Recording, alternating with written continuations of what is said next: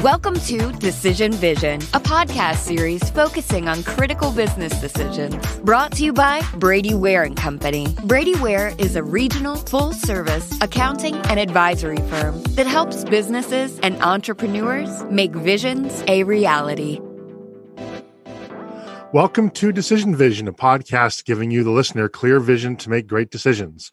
In each episode, we discuss the process of decision-making on a different topic from the business owner's or executive's perspective. We aren't necessarily telling you what to do, but we can put you in a position to make an informed decision on your own and understand when you might need help along the way. My name is Mike Blake, and I'm your host for today's program. I'm a director at Brady Ware & Company, a full-service accounting firm based in Dayton, Ohio, with offices in Dayton, Columbus, Ohio, Richmond, Indiana, and Alpharetta, Georgia. Brady Ware is sponsoring this podcast, which is being recorded in Atlanta per social distancing protocols. If you'd like to engage with me on social media with my chart of the day and other content, I'm on LinkedIn as myself and at Unblakeable on Facebook, Twitter, Clubhouse, and Instagram. If you like this podcast, please subscribe on your favorite podcast aggregator, and please consider leaving a review of the podcast as well. Today's topic is, should I become a caregiver?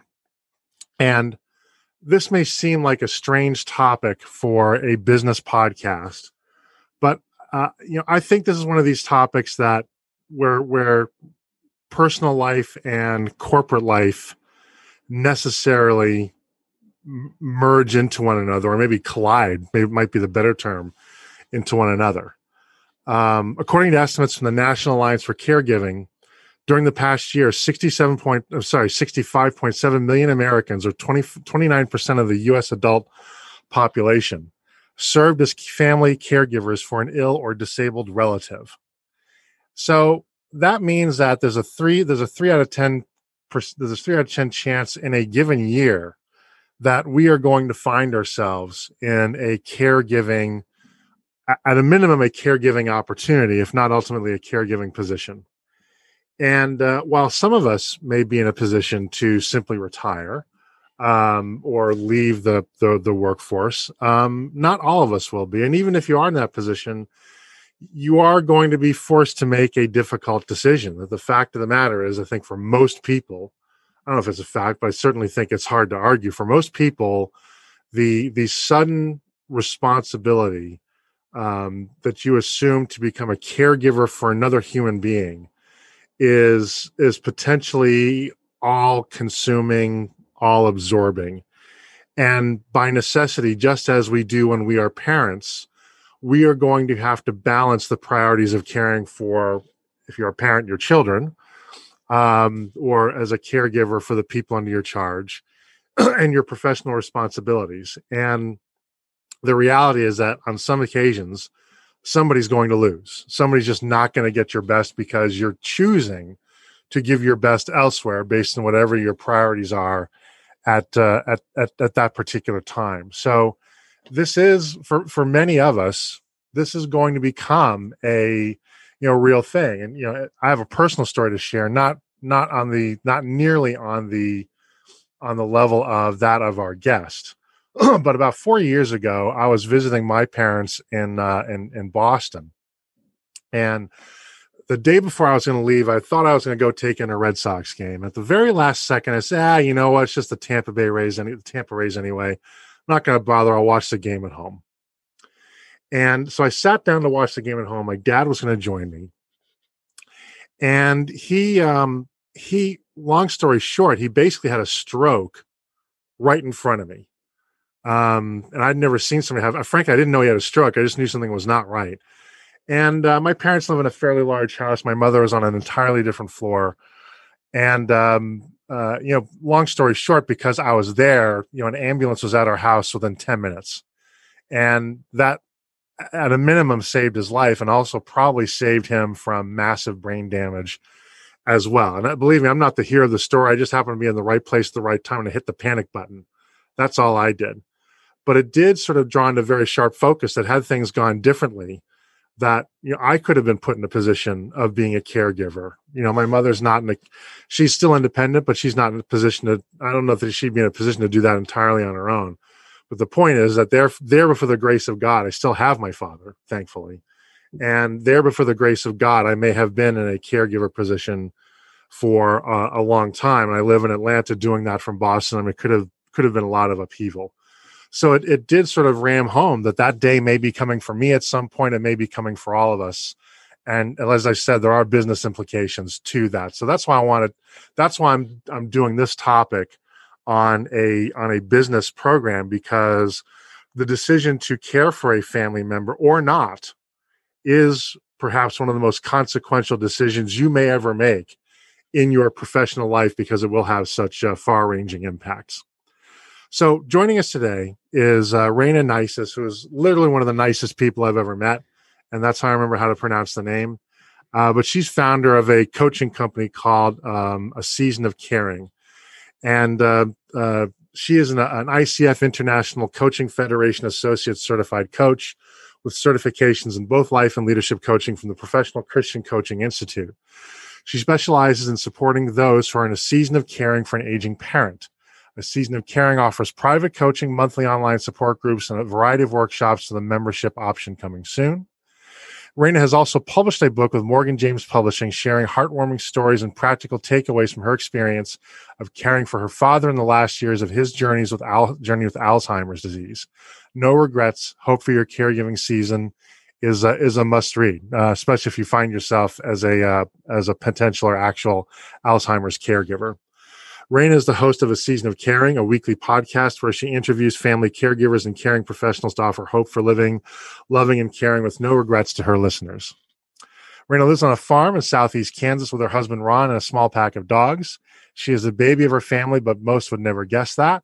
She is a former teacher and enjoys crafts of all kinds and spending time with her grandkids most of all. I think you're our first guest from Kansas, so thank you for representing the great state of Kansas. Rayna, welcome to the program. Thank you. It's great to be here. So, Rayna, I've not had a chance to read your book, and I don't want you to give out spoilers necessary, but I'd like to invite you to share with our listeners your caregiving journey and how that prompted you then to be an advocate for caregivers and someone who teaches other caregivers how to be the best caregivers they can be. Well, I have the story actually, nobody wants to have. I've actually lost both of my parents to Alzheimer's disease. I was 16 years old when my mom was diagnosed. She was just 53.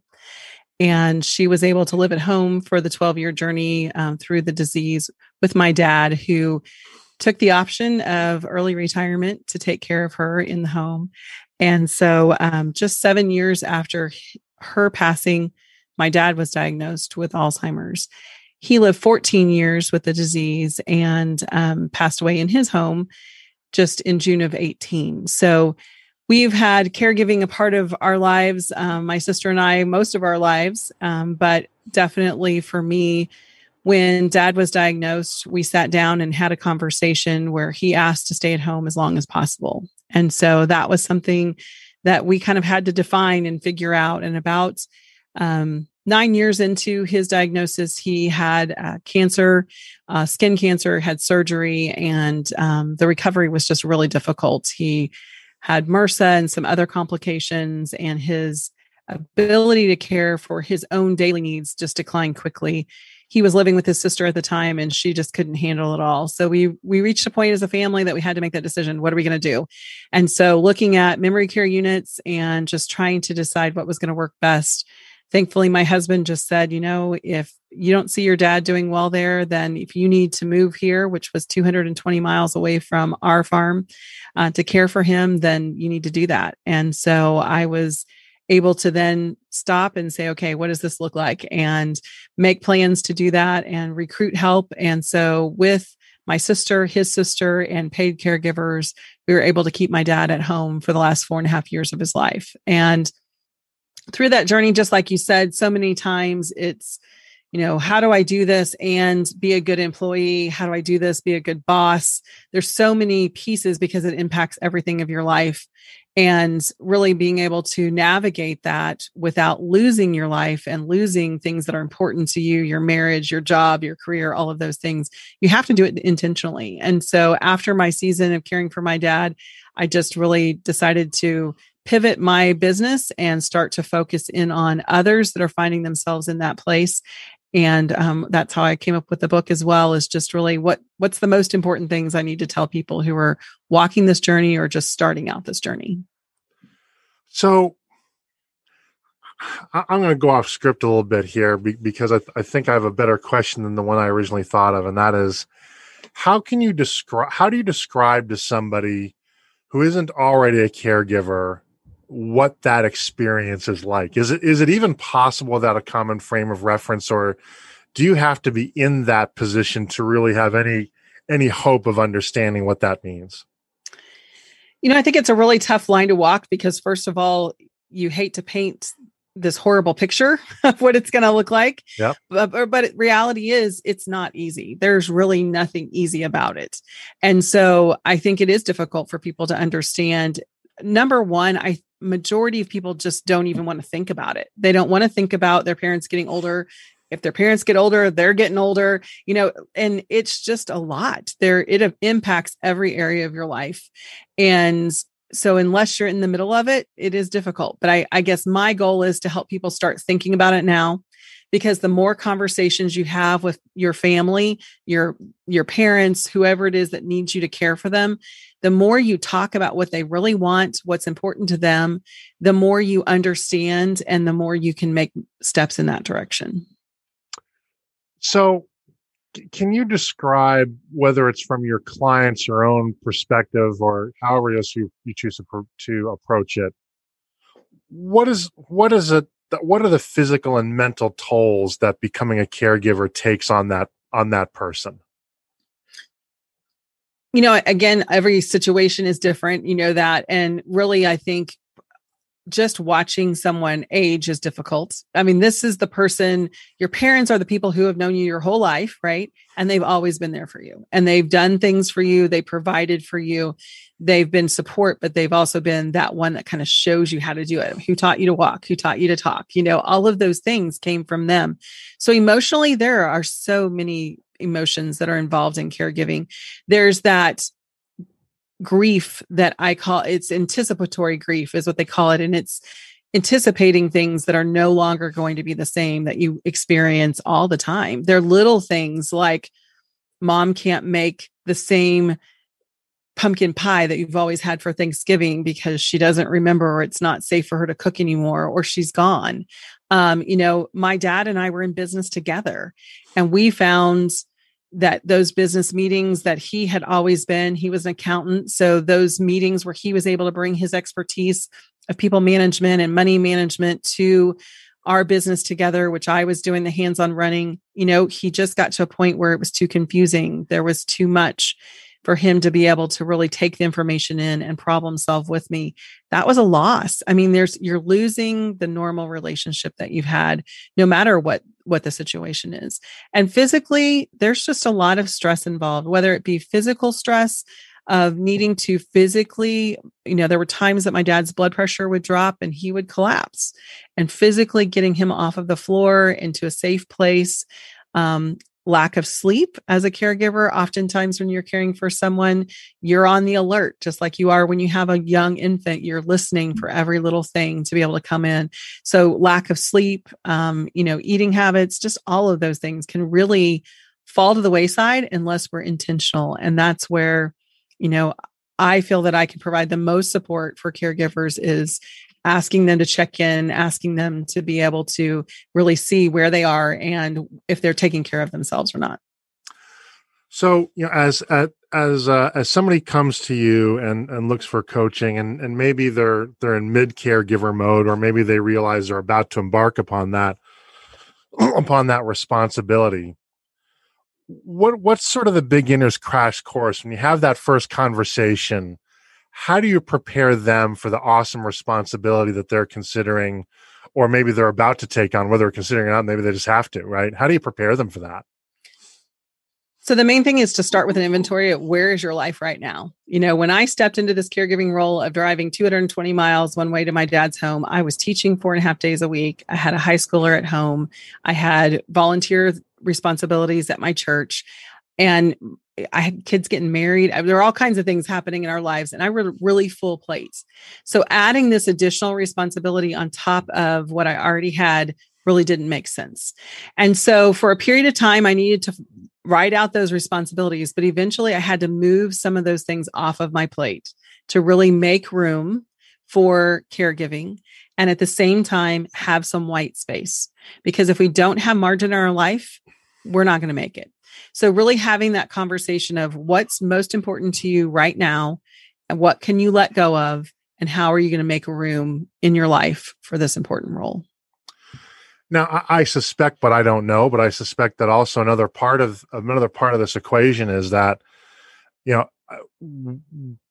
as a caregiver as a caregiver to a new individual, if you will, I may also already have some sort of caregiving responsibilities, right? You mentioned you were a mom of a high schooler, right? And we know right now, for good or ill, moms they really carry the mail at the household, right?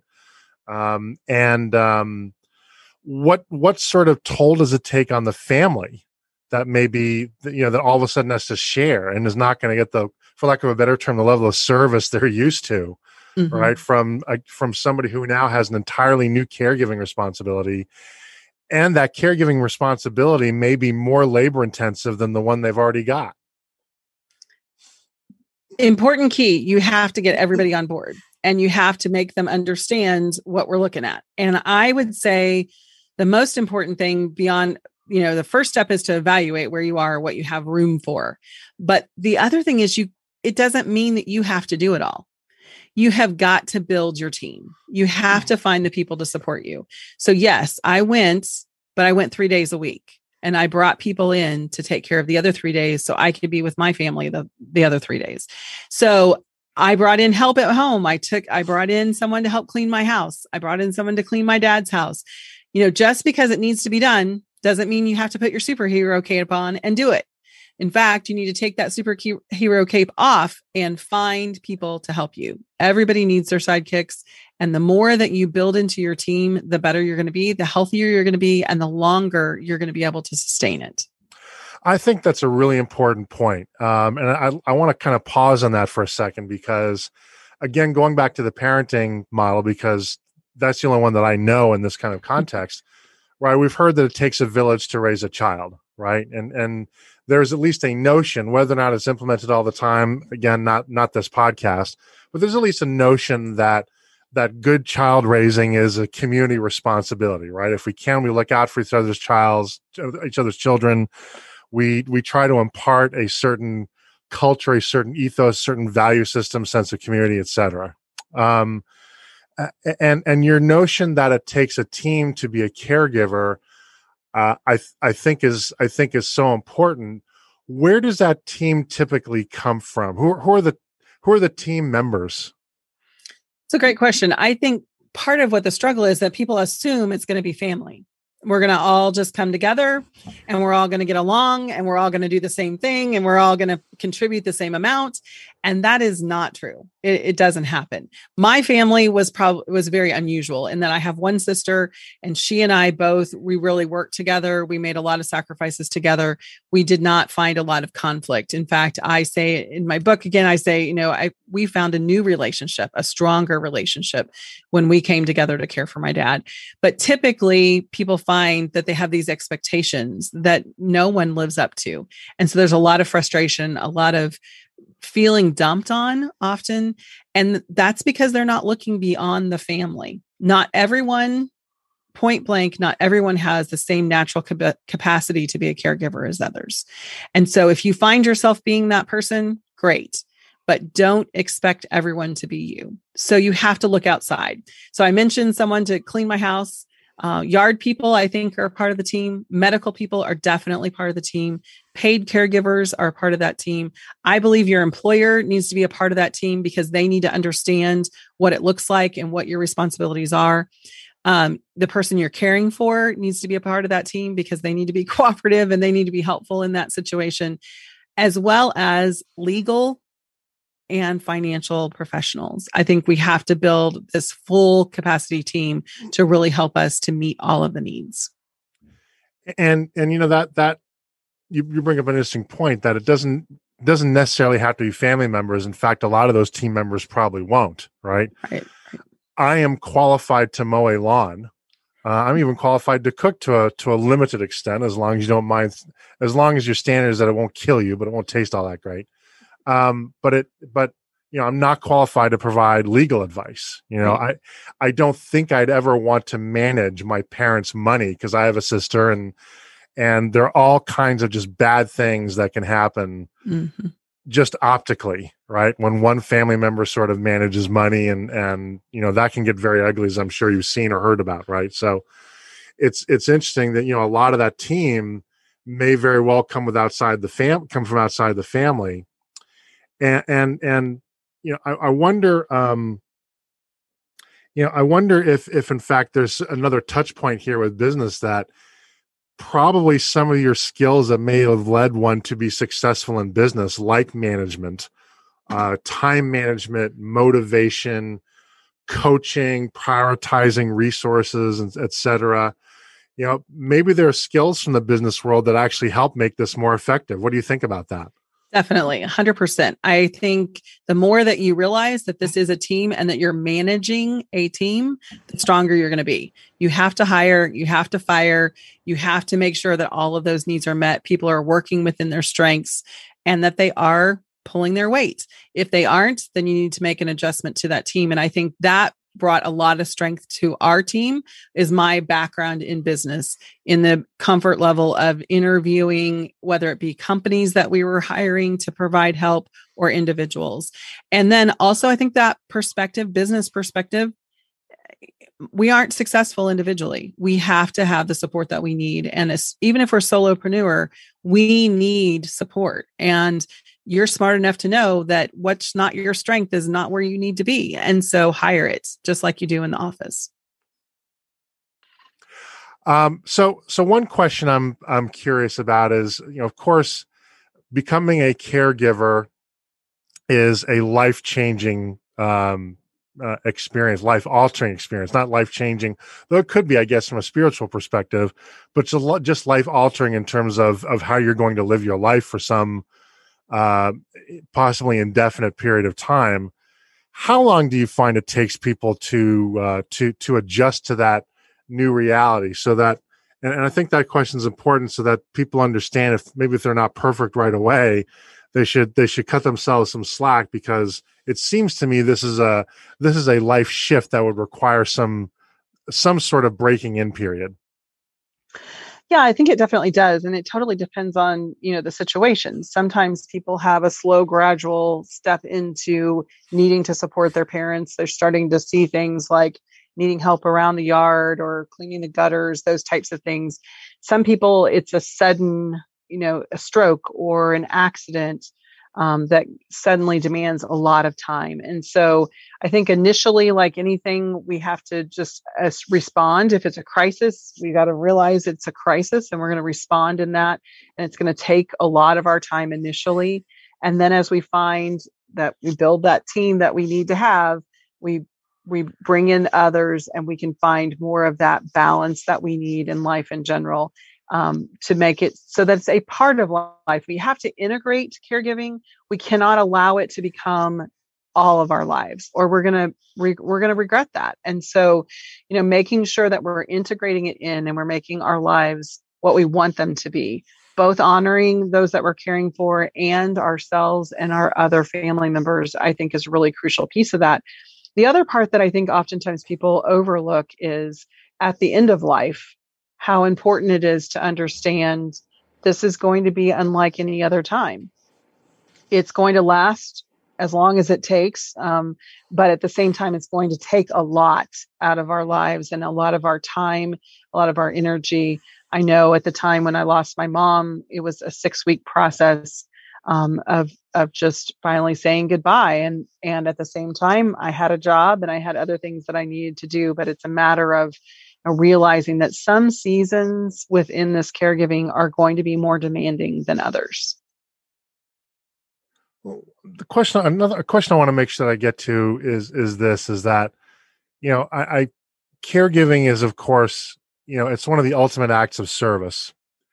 And I wonder, is the thought going on in my mind is I wonder if everybody is really cut out to be a caregiver. And what I'm really getting to is that are there people in certain circumstances that maybe shouldn't be a very active caregiver unless they absolutely have to? Are there certain personality profiles? Are there certain physical limitations?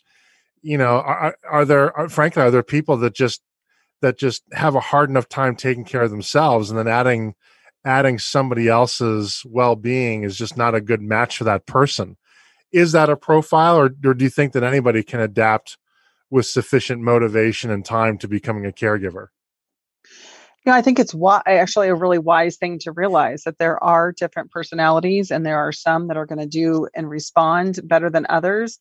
Again, different types of illnesses require different types of personalities, probably, or physical strength. If a person is bedridden, then obviously not everyone is physically able. Someone has a bad back, they're not able to do some of the things that need to be done for a person who's aging, to make sure that they're safe, the person they're caring for is safe. They can, successfully get them off of the floor or stop them from falling. Another piece of that, I think, is just if you're looking at someone who has dementia, which the numbers are high, that, over 35% of the people over the age of 65 have some form of dementia. So it is very trying to take care of them at times. The repeated questions, the lack of processing, their not ability to understand what's happening. You really do have to be a certain type of personality to find the way to interact with them. That being said, I think that people think of caregiving as the hands-on piece only. And I think that that's where we miss the boat a lot of times. The physical needs of the person we're caring for are important. And definitely we want someone who's competent and compassionate doing that. But if you are a child, you have a role in your parent's life, no matter if you're the hands-on person or not. No one can replace you as their daughter or son. So what are some tips that an individual, who finds himself in that position, and and you've hinted at it, but I'm confident that it's a highly stressful, emotionally demanding position to be in. What are some tips that you give to people in terms of their own self-care so that they can frankly hold up under that stress? It is definitely a stressful situation. And I think realizing, number one, that's part of why I encourage people to take on the caregiver role name, because I think when we realize that we are a caregiver, we do then embrace the fact that there's more stress in our lives than just being a daughter or son supporting an aging parent. But, like anything dealing with stress, there's definitely things to do that you need to do. Get good sleep, drink plenty of water, get those exercise. But that's where the emotional side comes in. I find that most people need to really take time to process the emotions, to grieve the losses, the changes in life, the things that will never look the same again because their parents not able to be that same person that they were when they were younger, and really take the time to reflect. So I say you need to be intentional with the commitments that you make and with the things that you choose to keep in your life during this season. And then at the same time, you need to be reflective. So once a week, whatever it is, schedule time to stop and check in with yourself. How am I doing? What do I need to do differently? And a lot of times just the question, how am I doing? I might have had a really rough weekend with my dad. I might have had a time where I was not patient with him or as patient as I wanted to be, or I might have gotten frustrated with another caregiver and the fact that they didn't write down that something was used up in the house. And so we didn't have ketchup when we needed it for our hot dogs, whatever it was, that frustration, that irritability.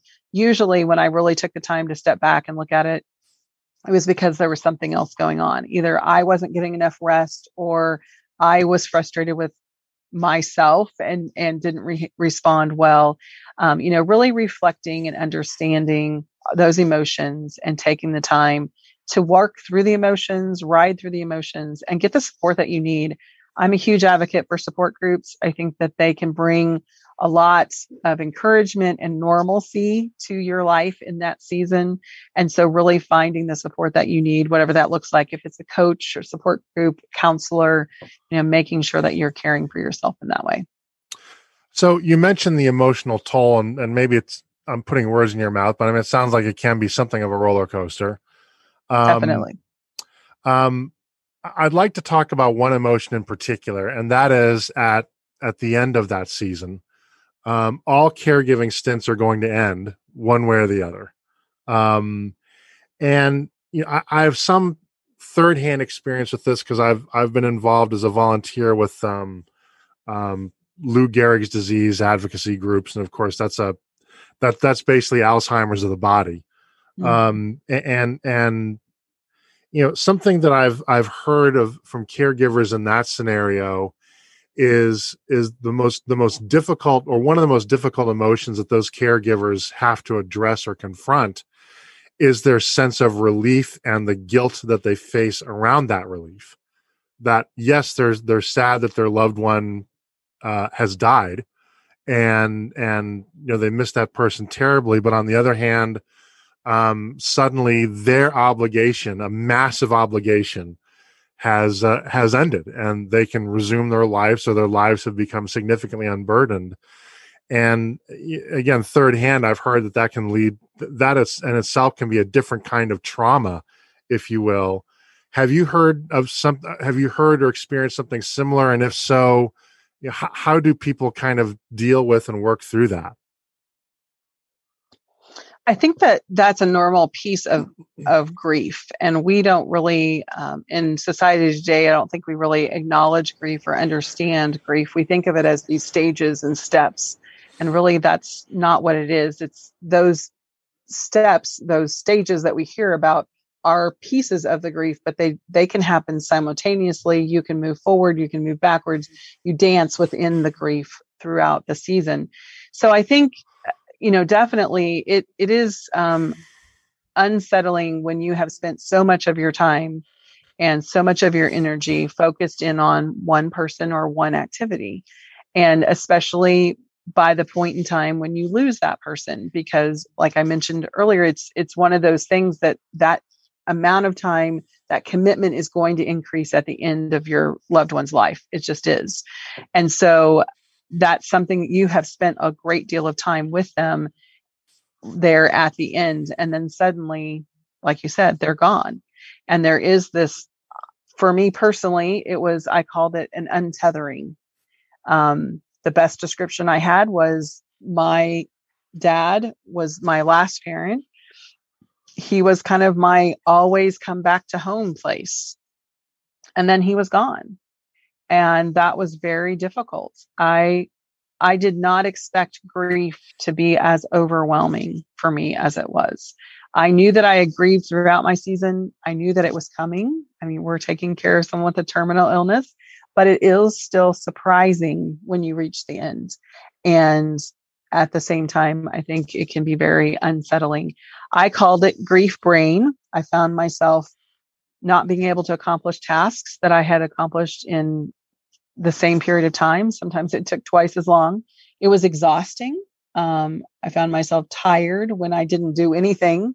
And so it was a long period of time that I was thankful I had counsel to just rest and to allow it to be what it was, and to be in the grief and not to try to push through it or to try to ignore it. So I think it can be, for everybody, it's different, like all emotions, but I think it definitely is a time where it's surprising. And for me, honestly, that's where the name of my book came from. As I looked back, I didn't regret what I did. I didn't regret investing as much of my time and energy in my dad and building the memories and having the opportunities of the joy that we experienced during that 4.5 years that I spent with him. I was able to look back and say, I don't regret any of those things that I did.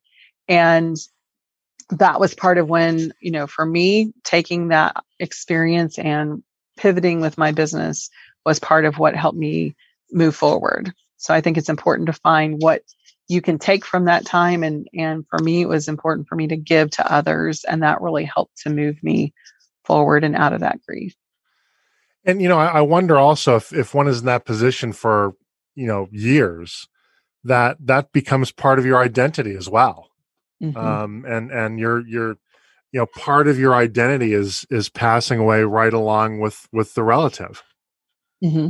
Definitely. And that, I mean, again, I'm being amateur psychologist here, but that does sound like that would be jarring. And I think that's part of why I think it's so important to teach people, just like anything else, just like workaholism, all of those things can become extreme. Even as a caregiver, if that is all that you have in your life, you're going to find yourself even more in a depth of depression and struggling with how to go forward. If you maintain a healthy life with caring being integrated into part of it, then you're going to find yourself having a marriage to walk back into, having a relationship with your children and other friends. Those things are still there. If you neglect them for the entire time that you're in a caregiving season, you're going to find that they aren't there and you're going to be, in a lot worse shape. We're talking to Rayna Neises, and the topic is, should I become a caregiver?